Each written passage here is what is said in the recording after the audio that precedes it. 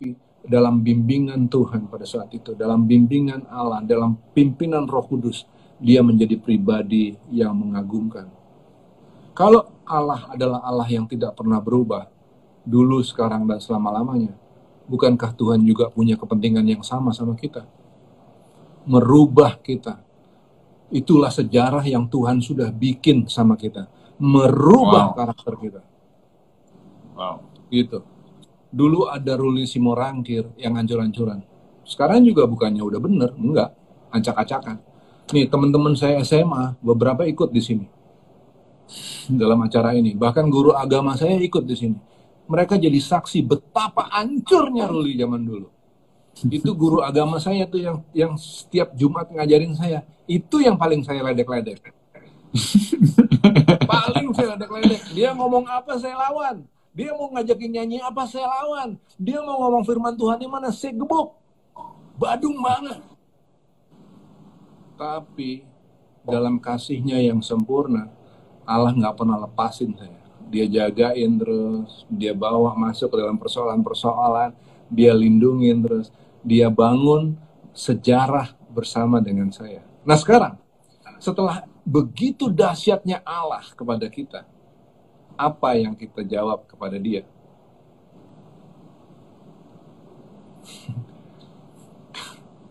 Mana ada sekarang orang pagi-pagi kepengen bangun pagi terus, Tuhan aku pengen bikin sejarah bersama dengan Engkau. Aku ingin bermanfaat untuk kerajaan. Mana ada? Udah basi itu. Tapi jangan bikin basi. Ada kita. Jadi kalau ditanya, mana ada? Ada. Siapa? Kita.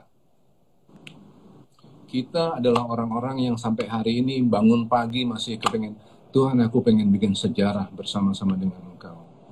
Itu baru keren. Itu baru orang-orang yang keren itu. Nah, berapa banyak dari kita yang mau bikin begitu?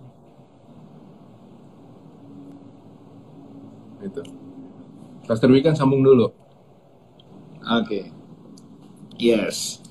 Saudara, memang ada banyak orang pengen menjadi pembuat sejarah, tetapi saya juga tidak bisa pungkiri mungkin ada orang yang berpikir, ya tapi bagaimana saya mau membuat sejarah? Sejarah apa kalau yang apa saya mau buat? Orang masa lalu saya hancur-hancuran kok. Nah, saya melihat ada satu kisah yang sangat keren banget dari Perjanjian Lama juga.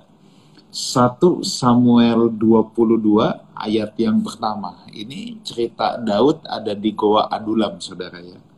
Dari ayat yang pertama, Goa Adulam ini tempat Daud melarikan diri. Aduh, orang itu kalau melarikan diri. Okay. Yes. Lalu Daud pergi dari sana dan melarikan diri ke Goa Adulam. Ketika saudara-saudaranya dan seluruh keluarganya mendengar hal itu, pergilah mereka ke sana mendapatkan dia. Ayat yang kedua nih, keren banget. Berhimpunlah juga kepadanya setiap orang yang dalam kesukaran. Dalam kesukaran. Setiap orang yang dikejar-kejar tukang piutang. Wah, ini udah susah, banyak utang. Ya, lihat, setiap orang yang sakit hati, dan ia Daud menjadi pemimpin mereka. Bersama-sama dengan dia ada kira-kira 400 orang. Nah, saudara, kenapa kisah ini sangat menarik? Sebab ternyata nanti yang saudara temui bahwa orang-orang yang bersama-sama dengan Daud ini, orang-orang yang sakit hati, yang dikejar tukang piutang, orang-orang yang dalam kesukaran ini, justru mereka lah yang pada akhirnya menjadi pahlawan-pahlawan Daud. Mereka jadi jenderal-jenderal tempurnya Daud. Hal yang paling menarik di sini adalah bahwa kita bisa melihat bahwa Tuhan bisa mengubah masa lalu seseorang. Tuhan bisa mengubah masa lalu saudara. Mungkin saudara bilang sama saya, tapi kondisi saya buruk sekali. Ya, saudara lihat di sini ada Pastor Ruli yang tadi sudah bilang, sekarang guru agamanya aja jadi saksi hidup. Rupanya, rupanya saudara, kadangkala sekolah kehidupan gua Adulam itu bisa mengubahkan hidup seseorang dan itu bisa menjadi sangat luar biasa sekali. Nah, saya percaya bahwa apapun kondisi saudara, Tuhan bisa ubah saudara. Mungkin orang udah bilang saudara, lu mah madesu, masa depan suram. Ya.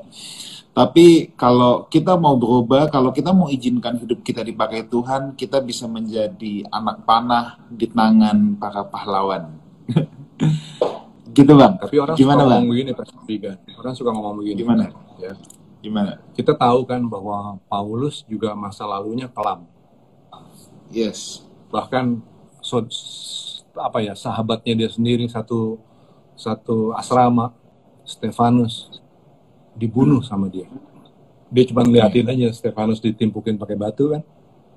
Kelam, masa lalunya kelam. Tapi terus orang suka ngomong begini, Pastor Wigan. Ya, tapi itu kan Paulus. Siapa kita? Mana bisa kita bangun sejarah sama Allah? Suka begitu. Suka ada rasa-rasa seperti itu.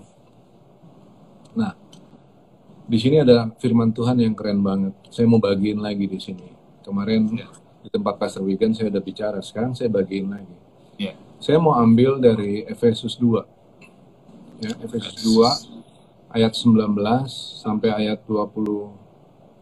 Ayat 21-nya aja deh supaya cepet ya. Efesus 2 ayat 21. Di dalam Dia, dalam Allah, dalam Yesus, tumbuh seluruh bangunan, rapi tersusun menjadi bait Allah yang kudus di dalam Tuhan. Nah, di atas, di ayat 20 deh. Sekarang saya baca ayat 20 juga. Dibangun di atas dasar para rasul dan para nabi dengan Kristus Yesus sebagai batu penjuru. Di dalam Dia tumbuh seluruh bangunan, rapi tersusun menjadi bait Allah yang kudus di dalam Tuhan. Nah,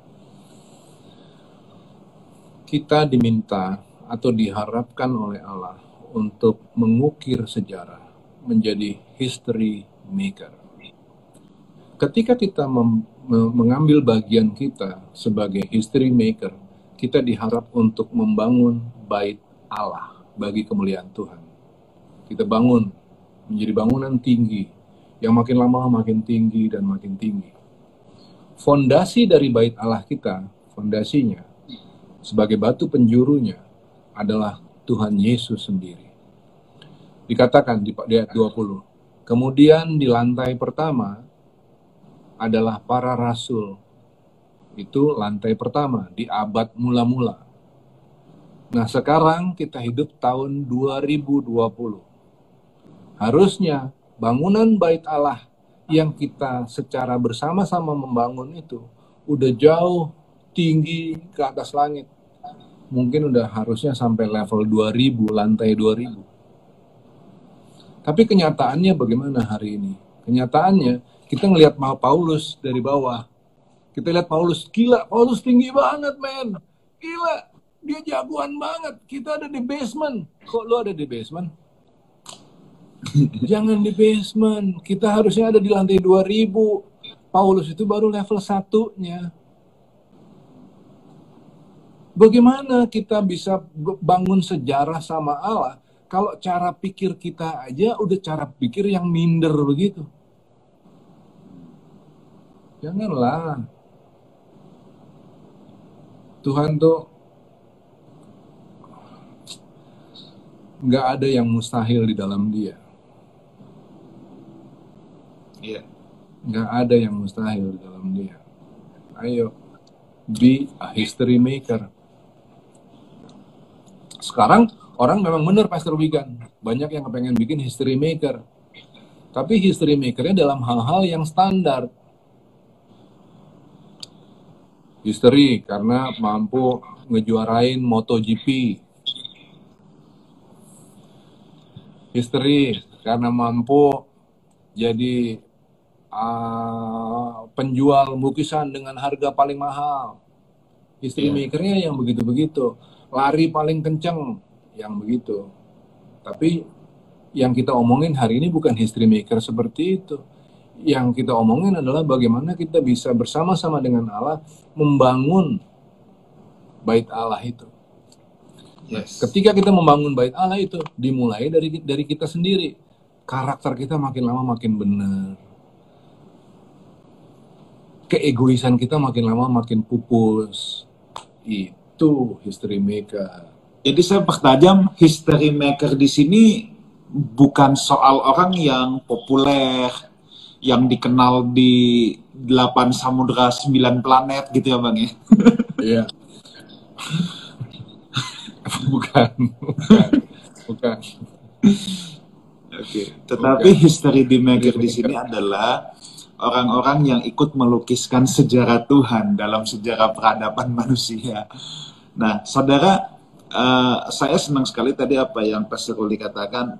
Bang, bisa nggak Bang kalau saya katakan gini Bang, kita salah satu menjadi history maker itu juga adalah ketika kita bisa jadi berkat untuk orang lain, ketika kita bisa memberikan sebuah added value dalam hidup orang lain, orang yang berjumpa dengan kita hidupnya bisa berubah, sejarah hidup dia berubah, dari yang dulu berantakan karena bergaul sama kita, karena kenal kita, kita bisa berikan nilai tambah, kita bisa berikan nilai-nilai kerajaan dalam hidup orang itu, sampai hidup orang itu juga berubah.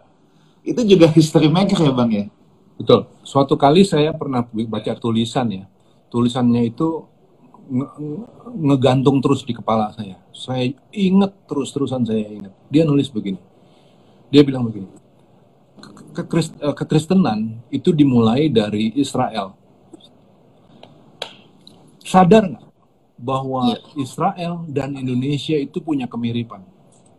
Kemiripannya apa? Kita negeri timur. Israel negeri timur, kita juga negeri timur. Tahu nggak nilai ketimuran dalam pendidikan apa? Nilai ketimuran dalam pendidikan adalah pemberian contoh. Yes. Bukan soal teori. Keteladanan ya Bang. Kalau orang mau ngebatik nih, apa ada ajarannya? Begini caranya. Angkat kain, angkat batikmu, tiup 3 detik. Nggak ada begitu. Nggak ada begitu. Kalau kelamaan, dia cuma bilang kalau kelamaan udah telat, kalau kecepatan gitu ya nggak diajarin gimana caranya. Tapi dia ngeliatin ibunya dari kecil, caranya, kalemnya, dia ngeliatin dari kecil. Dia niru, jadilah dia pembatik. Begitupun agama kita, kerohanian kita.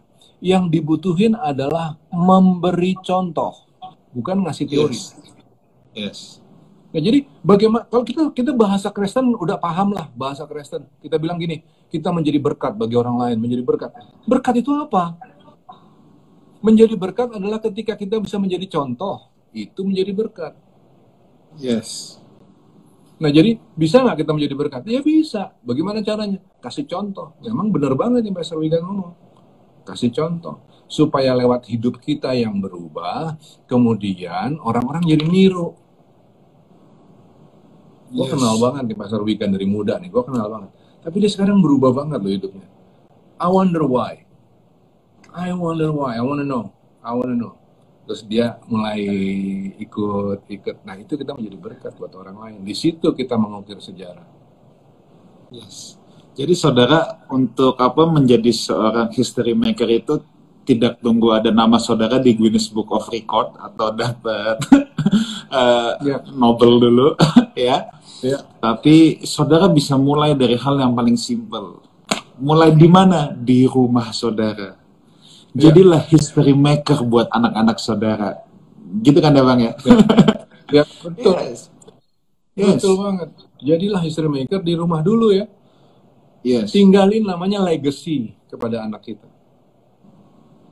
Anak kita tuh kan butuh percontohan. Nah, dia harus ada di dalam pikirannya gini. Dulu ya, gue punya bapak luar biasa loh bapak gue itu. Dia pemarah dulunya, tapi sejak dia kenal Tuhan, enggak loh, dia berubah loh. Dulu gue sempat juga pemarah gara-gara bapak gue pemarah. Tapi sekarang setelah gue ngeliat bapak gue bisa berubah, gue juga jadi berubah. Ih, ngeri. Ya. Sekarang orang memang meninggalin legacy untuk anak-anaknya. Legacy apa? Legacy, ya kalau bisa sekaya-kayanya, sebanyak-banyaknya mobil. Iya. secantik-cantiknya istri, secakep-cakepnya suami, begitu aja terus nilai-nilainya, nilai-nilai yang standar. Kita nggak boleh gitu, kita history maker dalam rangka membentuk karakter, dalam rangka membangun bait Allah, dimulai dari hidup kita. Jadi nilainya nggak standar dong. Yes. So, Aku senang banget tadi waktu abang bilang meninggalkan legacy. Yes, nah seorang history maker itu meninggalkan legacy bukan soal berapa banyak harta yang dia tinggalkan ya bang ya? bukan dong, Yes. bukan. Gitu. Ya. Nah terus gini bang, Orang sering bilang gini, Bang, nggak usah terlalu rohani lah bang, iya, nggak usah terlalu history maker, apalah ribet lah, rohani banget, capek gue rohanian gitu. Nah, suatu kali ada satu pastor ya, dia bilang bahwa orang-orang yang seperti ini tuh adalah orang-orang yang kena sindroma Tera, kata mereka. Orang-orang yang cuma mau jalan separoh.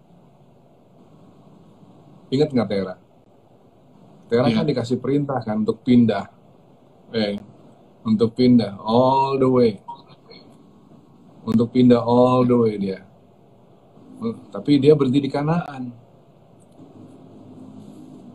Tadinya, jadi kan dia tadinya mau pindah gini. Kita bacain dulu Pastor Wigan, kita bacain dulu ayatnya. Lalu Tera membawa Abram anaknya serta cucunya Lot, yaitu anak Haran dan Sarai menantunya, istri Abram.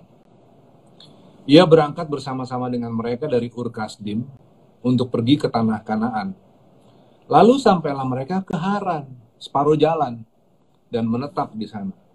Jadi dari Ur Kasdim mau ke Kanaan, tapi berhenti di Haran, separuh jalan. Terus akhirnya umur Tera ada 205 tahun, lalu ia mati di Haran.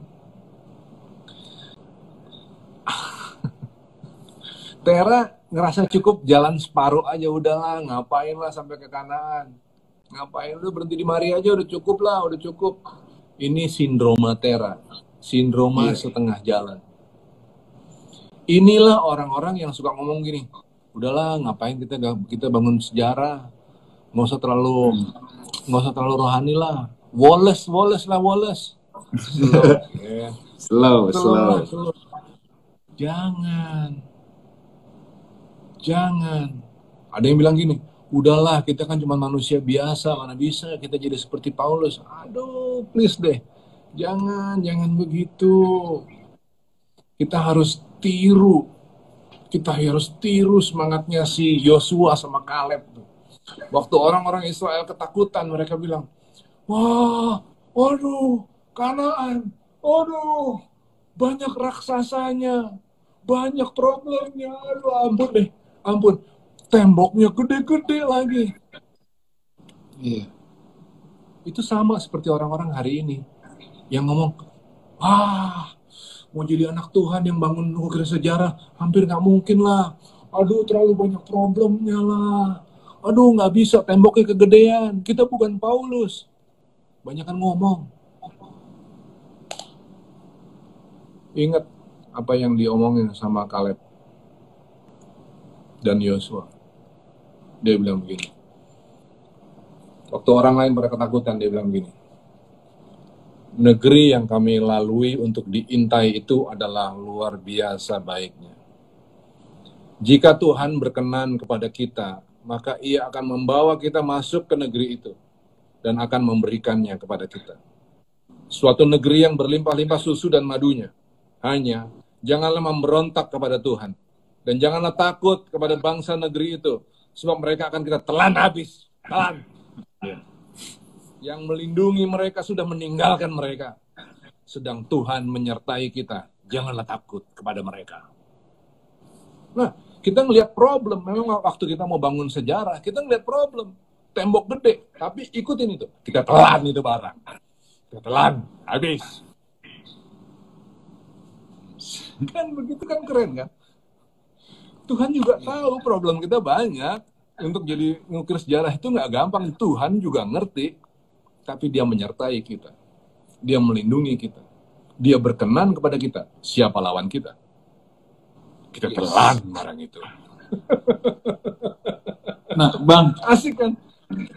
jadi sebenarnya masa lalu yang kelam, pengalaman-pengalaman buruk kita itu justru bisa menjadi batu loncatan kita ya, Bang ya? Ya elah, itu mah malah pemicu buat kita. Yes. Masa lalu kita yang kelam itu pemicu banget buat kita.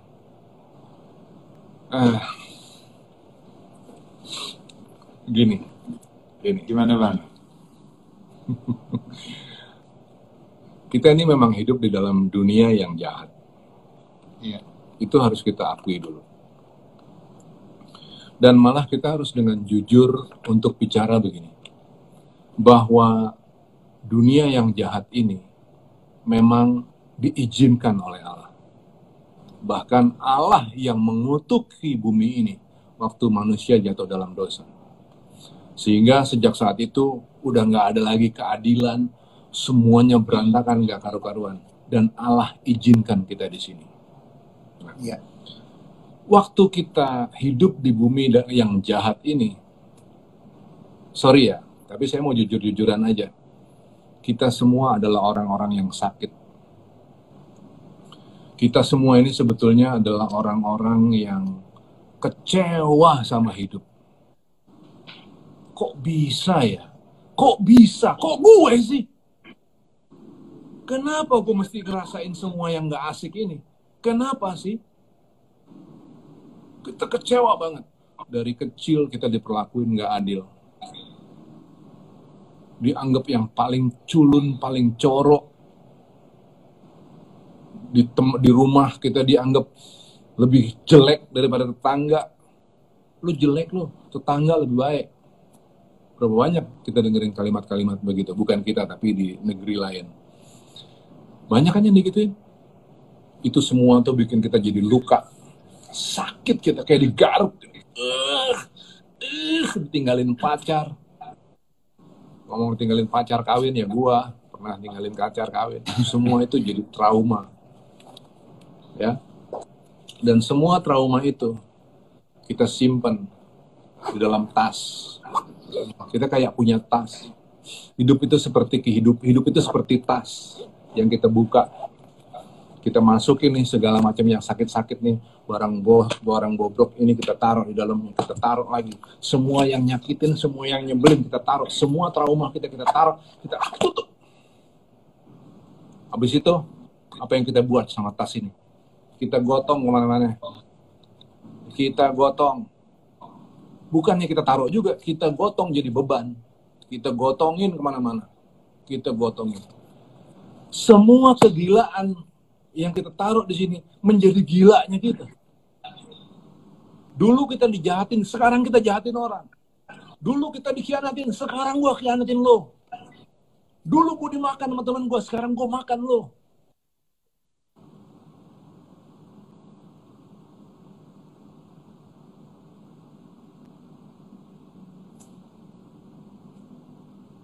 Halo, rupanya ada sedikit gangguan ini ya. Apakah dari Pastor Ruli atau dari saya ini gangguannya?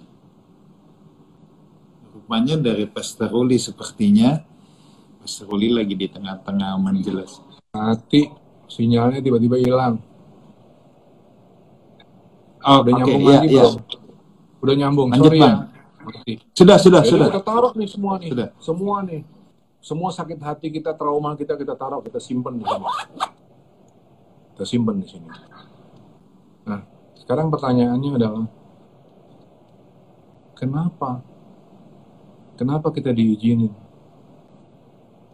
Nih, kenapa kita diizinin? Supaya from time to time kita buka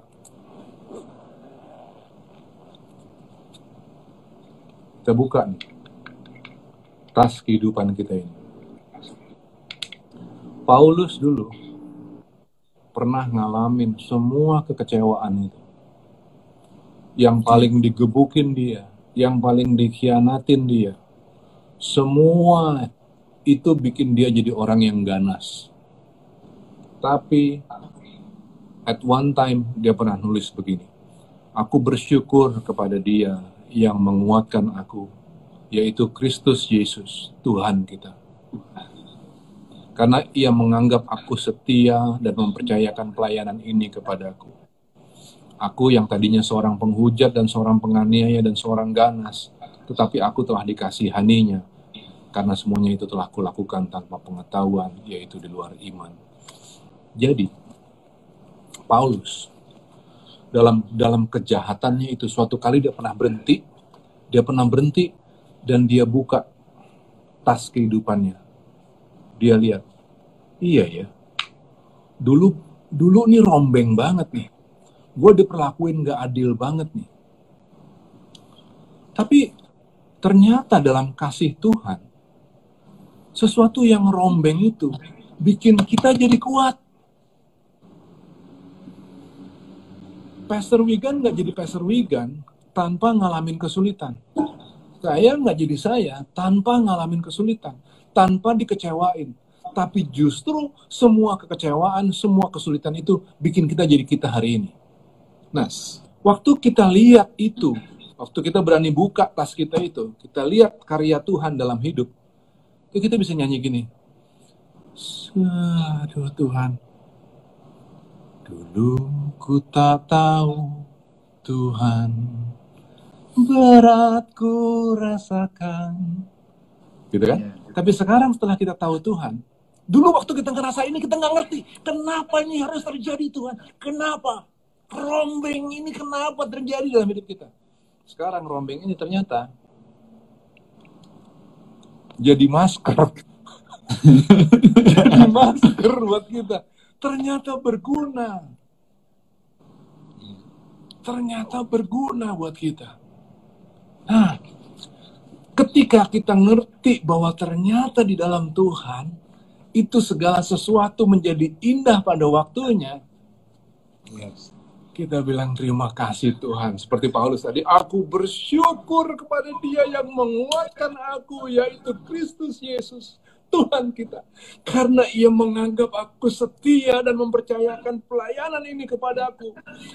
Aku yang tadinya seorang penghujat, seorang penganiaya, dan seorang ganas. Tetapi aku dikasihaninya. Tapi ku mengerti sekarang, Kau tolong padaku. Kini ku melihat dan ku merasakan indah rencanamu. Waduh. Nah, waktu kita udah ngelihat bahwa ini indahnya rencana Tuhan dalam hidup kita, then what we do? What we do adalah kita bilang ke orang-orang yang sekarang lagi kesulitan. Kita bilang gini, lo lagi kesulitan? Dulu gue juga pernah. Lihat, gue juga pernah dulu ngelewatin kesulitan yang sama. Tapi gue berhasil ngelewatinnya, men. Lu mau tahu nggak gimana caranya? Ikut gue. Gue kasih lu contoh. Lu ikut gue deh. Lu deket-deket sama gue. Gue ajarin gimana caranya. Yang begini, ini yang merubah hidup orang. Kita bisa bikin pertemuan IG Live gini 1 tahun penuh, 2 tahun penuh. Belum tentu merubah hidup orang. Tapi waktu pendengar ngelaksanain ini dalam hidup, buka tas yang dulu kita anggap jorok ini, kita lihat keindahan-keindahan yang Tuhan kasih, terus kita jadiin contoh buat orang lain supaya mereka jadi hidupnya jadi baik, itu yang merubah orang. Bang, jadi kalau aku boleh umpamakan gini nih Bang, mungkin sekarang kita ngeliat hidup kita kayak benang kusut ya Bang ya. Tapi benang-benang kusut itu Bang, kalau kita membiarkan Tuhan yang menyulam Bang, nanti jadi anyaman yang indah Bang. Keren banget. Yes. Emang mungkin sekarang kita lihatnya kayak benang kusut. Iya. Ini ada, saya nggak sebut namanya. yang ikut di acara IG Live kita ini, ada satu keluarga yang diperlakuin nggak adil banget. Segitu nggak adilnya, tau nggak? Sampai salah satu saudara mereka, orang tua mereka, harus meninggal karena terdampar di McDonald bertahun-tahun. Coba, orang ada, tapi diperlakuin nggak adil sama saudara sendiri. Sampai akhirnya orang yang ditikam sama saudara sendiri itu sakit gara-gara tidur di McDonald beberapa tahun. Meninggal. Nah, bayangin nggak? Rasanya gimana itu? Dicabik-cabik nggak rasanya? Sakit. Tapi ibu dan saudara-saudara yang dengerin saya. Ini kebenaran. Semua perlakuan yang nggak adil itu menjadi cara Tuhan untuk membentuk karakter kita. Jangan ngeluh karena rasanya yang sakit. Jangan lihat kita hari ini, lihat kita besoknya. Nah, karena itu jangan dibalas. Semua ketidakadilan itu nggak perlu dibalas. Relax saja. Tapi rubah semua ketidakadilan itu supaya kita menjadi orang yang adil. Kita tahu kan rasanya gimana? Diperlakuin nggak adil, kita tahu kan rasanya gimana? Jangan jadi orang yang nggak adil. Nah, sisanya, walaupun udah pernah terpuruk parah banget, keluarga ini dijaga luar biasa sama Tuhan sampai hari ini. Betul kan? Dijaga total. Dilindungi luar biasa, betul nggak? Itu yang paling susah tuh Bang, ketika diperlakukan tidak adil tapi memilih untuk diam dan tidak membalas Bang. Betul. Tapi justru di sanalah aku mengerti sekarang, kau tolong padaku. salah satu pembelajaran sekolah kehidupan ikut Tuhan Yesus tuh memang melepaskan hak ya Bang ya. Hak Ya, tapi kalau kita bisa dihormati, melepaskan hak untuk seperti itu, yes, diperlakuin yes, nggak adil, tapi kita ngelepasin hak, bukannya kita ngukir sejarah, iya, yes. bukannya kita bakalan dikenang sama orang. Luar biasa. Dulu ada orang yang pernah diperlakuin nggak adil sampai harus ngerasain hidup yang luar biasa susah, karena dicurangin loh padahal. Sebetulnya dia nggak harus susah, tapi dicurangin sampai susah. Tapi mereka nggak bales loh. Keren loh. Mereka malah jadi orang-orang yang memberkati orang lain. Ngasih contoh luar biasa. Itu kan luar biasa kerennya. Luar biasa. Wah, rupanya pendengar pada malam hari ini senang mendengarkan ya Bang. Bang, bertalian dengan legacy lagi nih Bang. Saya mau balik ke History Maker dalam taliannya dengan legacy. Bahwa mungkin kalau ada saudara yang baru bergabung, kita mau ingatkan lagi bahwa History Maker di sini bukan soal seberapa populer kita, apakah kita dikenal di 100 negara atau apa ya. This is not about that. Tetapi ketika kita bisa menorehkan atau dipakai Tuhan untuk mengubah sejarah hidup seseorang, ketika kita bisa menanamkan nilai-nilai kerajaan Allah dalam hidup seseorang, maka we are the history maker. Nah, tadi dalam taliannya bahwa kita sempat sepakat, kita mengatakan history maker itu nggak perlu tunggu saudara dapat gelar Nobel dulu, but we can start from the family. Kita bisa memulai jadi history maker dulu deh buat anak-anak kita, buat pasangan hidup kita. Nah, ini Bang, aku ngelihat ada satu kisah sedih banget Bang dalam Alkitab Bang. 2 Samuel 18 ayat 18 Bang. Ini kisah sedih banget Bang. Oh, mungkin ini salah satu kisah tersedih yang ada di Alkitab. Gini Bang. 2 Samuel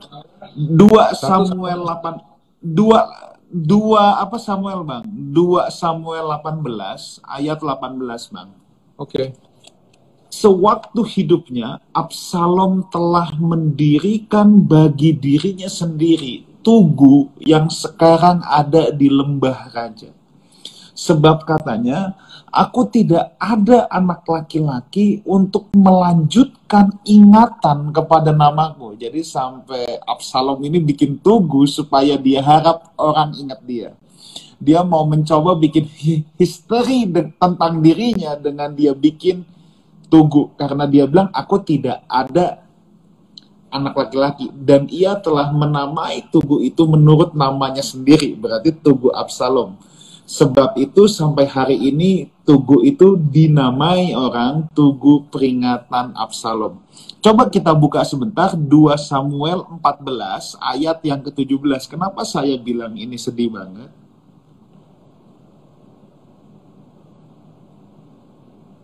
Sorry, 2 Samuel 14 ayat yang ke-27. 27. Ya, bagi Absalom lahir 3 orang anak laki-laki dan seorang anak perempuan yang bernama Tamar. Ia seorang perempuan yang cantik. Kenapa saya bilang kisah ini sedih banget? Absalom itu sebenarnya punya 3 anak laki-laki. Tapi yang tadi kita baca menjelang dia mau mati, dia sampai bikin tugu karena tidak ada yang melanjutkan nama dia. Kenapa? Karena anak-anak Absalom tidak dipersiapkan Absalom untuk membawa namanya pada generasi berikutnya. Akhirnya dia memilih bikin tugu. Dia memilih bikin monumen. Nah, inilah yang menjadi saya prihatin bahwa kalau saya melihat banyak pelayanan gereja, banyak hamba-hamba Tuhan yang berhasil bikin pelayanan yang hebat, mereka sibuk bikin monumen, mereka sibuk bikin tugu, tapi mereka tidak pernah mempersiapkan apa yang namanya legacy. Sampai akhirnya tidak ada yang bisa meneruskan. That's why kalau kita mau jadi history maker, pastikan bahwa kalau dalam konteks keluarga, pastikan kita meninggalkan legacy. Banyak orang sibuk bangun tugu, sibuk bangun monumen. Mungkin saudara punya bisnis yang hebat. Mungkin saudara punya apa, kerajaan bisnis yang hebat. But that's the monument. Itu tugu. Tapi ketika kita bisa yang dalam konteks ini menjadi history maker, kita bisa mempersiapkan generasi ilahi, generasi di bawah kita, orang-orang yang akan suksesi kita, yang menggantikan kita sebagai orang-orang yang takut akan Tuhan, maka saudara akan dikenal sebagai seorang history maker, bukan hanya sekedar orang yang membuat tugu yang hebat, orang yang membuat monumen yang hebat. Jadi lahirkan anak, bukan lahirkan monumen. Ya, lahirkan anak dan kemudian tinggalkan legacy. Yes. Ya, tinggalin legacy sehingga anak-anak itu menjadi anak-anak yang sehat, anak-anak yang, kalau istilah Kristennya, anak-anak yang takut Tuhan. Yes.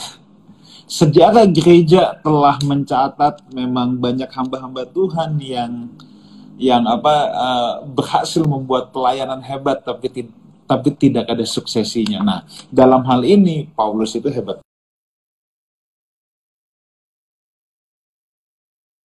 banget. Makanya kekristenan bisa terus menyebar karena Paulus sudah menyiapkan, ada Timotius, ada Titus, dan ada banyak orang-orang lainnya yang memang Paulus sudah persiapkan. Elia mempersiapkan Elisa. Sayangnya dari Elisa ke Gehazi putus. Musa mempersiapkan Yosua. Sayangnya Yosua tidak mempersiapkan siapa-siapa. Iya. Nah, sekarang kalau dibawa ke hari ini, bagaimana kita persiapin keluarga kita? Gimana kita persiapin teman-teman kita? Gimana kita persiapin lingkungan kita semua? Bahkan gimana kita nyiapin pembantu kita? Yes. Pembantu itu kan saksi hidup loh. Iya. Mengenai bagaimana kita selenggarain hidup. Nah, rupanya Bang, selain kita menjadi teladan, kesakitan-kesakitan kita yang kita alami itu seringkali yang Tuhan pakai untuk kita mempersiapkan hidup orang lain ya Bang ya. Betul. Itu dia Bang. Sakitnya kita itu yang merubah kita menjadi orang yang keren. Tapi ada orang yang nggak keren juga gara-gara sakit. Gara-gara disakiti, dia jadi orang yang tajam. Jadi orang yang malah marah sama Tuhan. Nah, kenapa bisa begitu? Karena banyak orang yang punya konsep keliru tentang Tuhan. Mereka somehow di dalam pikiran mereka selalu beranggapan bahwa Tuhan adalah Allah yang pemarah. Jadi kalau sampai mereka ngalamin kesulitan, konsep banyak orang bilang bahwa itu terjadi karena Allah murka kepada mereka. Padahal Allah bukan murka. Ngabis-ngabisin waktu aja sih. Murka, dikit-dikit murka. Allah bukan Allah yang begitu. Bagaimana kita bisa bilang bahwa Allah maha baik, tapi saat yang sama kita bilang Allah maha pemurka? Kita nggak konsisten tahu. Allah bukan Allah yang pemarah. Kalau dia izinkan kesulitan dalam hidup kita, tujuannya adalah pembentukan. Lihat tas kita itu, suatu saat nanti kita lihat, ternyata indah. Indah banget. Saya kasih cerita dikit deh, ini cerita yang udah beberapa kali saya cerita kok.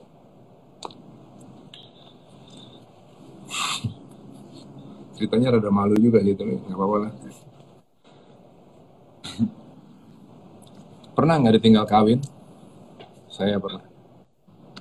Ditinggal kawin. Lagi punya pacar asik-asik, dia bilang dia mau ke Jakarta karena mau ada acara adat. Tahu-tahu ditinggal kawin. Saya ngerasain itu. Tapi kalau hari ini, waktu itu saya marah. Kenapa Tuhan izinin ini terjadi? Pasti karena Tuhan murka. Murka. Tapi hari ini waktu saya punya pemahaman yang jauh lebih baik, saya bisa lihat ternyata itu indah adanya. Indah banget, indah banget. Indah banget. Sampai bilang, untung dulu ditinggal ya Bang. Untung banget.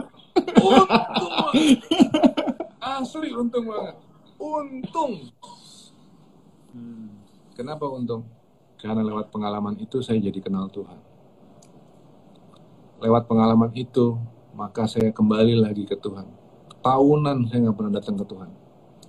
Kalau saya datang ke gereja pun, cuman hari Natal.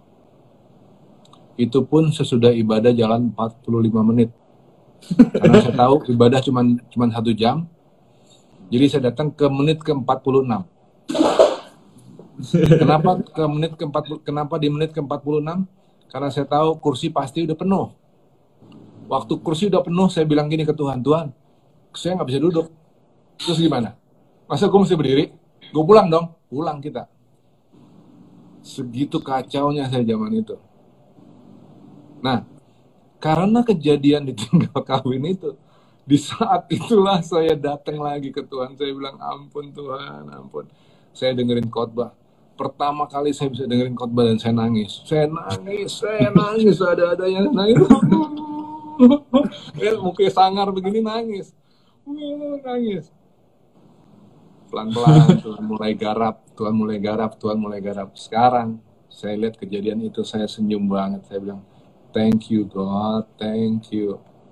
Dan jadi banyak orang yang patah hati juga curhat ke Abang ya Bang ya. Iya.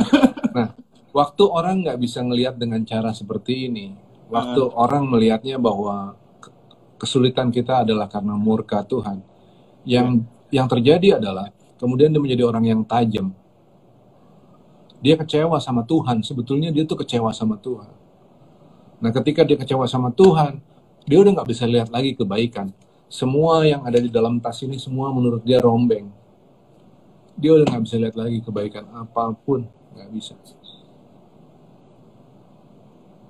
Sedih kalau orang jadi kayak gitu, sedih. Nah, maka pahamin Tuhan dengan benar. Allah bukanlah Allah pemarah. Kalau dia mengizinkan kesulitan dalam hidup kita, tujuannya adalah untuk pembenahan, untuk perbaikan diri kita. Gitu. Bang, ini ada satu pertanyaan nih Bang. Saya mau tanya gimana caranya untuk mempertahankan motivasi untuk menjadi history maker tiap hari sebagai anak dan pelajar. Oke, jadi ini ada di posisi anak nih Bang. Sebagai posisi anak dan pelajar. Pelajar, ya. Jadi masih sekolah nih mungkin, atau masih kuliah. Masih tinggal sama orang tua Bang. Memang anak itu posisinya adalah posisi yang saya mesti ngaku jujur aja di dalam forum ini, posisinya lumayan stres. Dia ngerasa bahwa dia udah ngerti apa yang harus dibuat, tapi selalu ada di dalam pihak yang disalahin. Dia pikir bahwa dia udah punya hikmat, tapi sebenarnya memang belum. Nah, ini konfliknya banyak banget. Belum lagi konflik pergaulan, macam-macam konflik. Oke, bagaimana caranya supaya kita bisa jadi history maker sebagai anak? Tenangin pikiran kita. Kita memang berpikir bahwa kita udah tahu banyak, but no, masih banyak yang harus kita pelajarin. Nunduk. Bagaimana kita bisa tunduk kepada Allah kalau kita nggak tunduk kepada guru? Gimana kita bisa tunduk kepada Allah kalau kita nggak tunduk sama kakak atau adik? Nunduk, belajar. Itu sebagai anak dan sebagai pelajar. Keren. Oke Bang, mungkin ada closing statement dari Abang.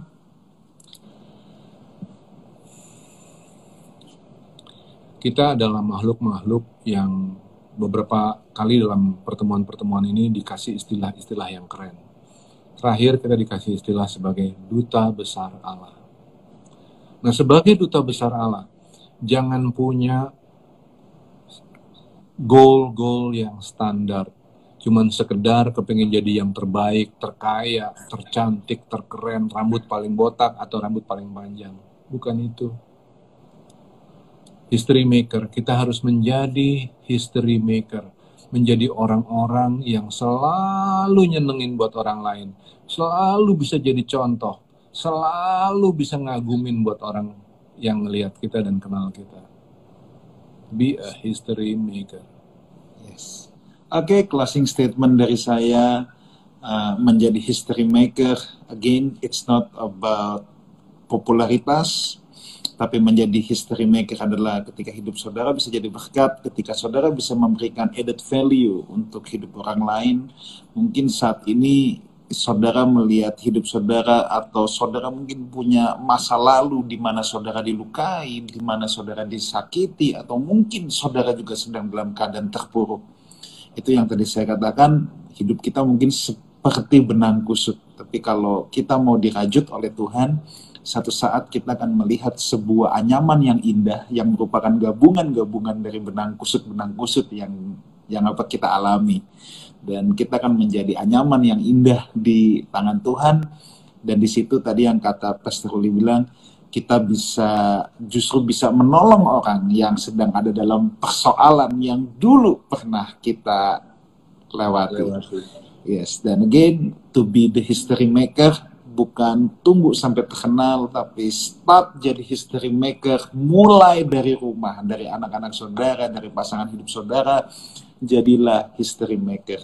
Jangan sampai kita cuman bangun tugu, kita berhasil bangun monumen, tapi kita tidak pernah membangun sebuah suksesi atau memberikan sebuah legacy rohani kepada anak-anak kita. Pastikan bahwa kita menjadi manusia Allah dan generasi di bawah kita